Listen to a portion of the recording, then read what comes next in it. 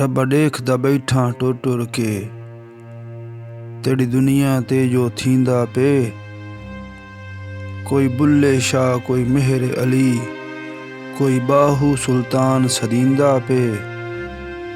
कोई कोट मिठंदा शहजादा, विच जगदे देख चुमींदा पे। हिक शाकिर तेरी दुनिया ते, जेड़ा मोया लेखे जींदा पे।